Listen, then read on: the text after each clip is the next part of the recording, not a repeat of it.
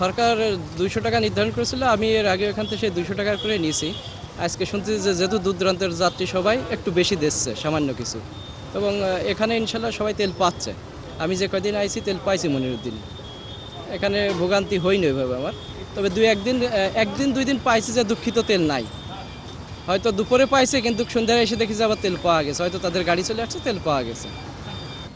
আসলে বিষয়টা হচ্ছে যে দেশের যে পরিস্থিতি সেই হিসেবে আমি যতটুকু চেয়েছি আমি এই পাম্প থেকে ততটুকুই পেয়েছি আর কি, ঠিক আছে। তো রেশনি বলতে এখনও দিচ্ছে, বাট কোনো কোনো ক্ষেত্রে আমার যেটা ডিমান্ড সেটাও দিচ্ছে আর কি, ঠিক আছে। ভোগান্তি বলতে হ্যাঁ, ভোগান্তি ডেফিনেটলি আছে। আমি অনেক দিন ধরে পাই নাই, আমি আগে বলে রাখলাম জিএম সময় পরিচিত। তো আজ কোনদিকে কল করার পরে আমি গাড়িতে এসে নিয়ে যাচ্ছি আর কি, ঠিক আছে। শুরুতে একটু ঝামেলা ছিল, এখন ইনশাল্লাহ আর কোনো ঝামেলা নাই। আমার প্রয়োজন 500 টাকা, আমি 500 টাকা তেল নিচ্ছে। আমার তো ট্যাঙ্কি ফুল করে সারাদিন ঘুরে বেড়ানোর দরকার না, আমার যতটুকু প্রয়োজন ততটুকু ইনশাল্লাহ পাচ্ছে। না, লাইনে তো আমার ভোগান্তি নাই, এই যে সিরিয়াল অনুযায়ী নিচ্ছে সবাই, এটাই তো ভালো হচ্ছে আর কি।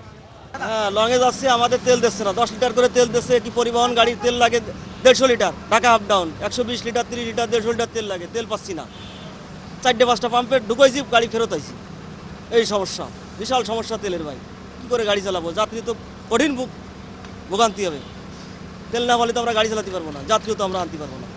আমরা তো Dhaka regular Dhaka up down করি, তা চেষ্টা করে পাম্পে তেল থাকলে আপনাদের ট্যাঙ্কিতে তেল দেওয়ার চেষ্টা করে। আমরা এই জায়গায় তো অবহেলা কোনো সমস্যা পাই নাই।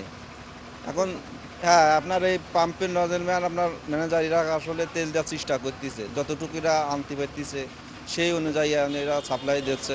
এখন এদের তো কোনো দোষ নাই, কারণ পরিস্থিতি এরকম হলে তো করার কিছু নাই। এখন ডিপোয় যদি তেল না দেয় তাহলে তো এরা তেল দেবে কোথা থেকে?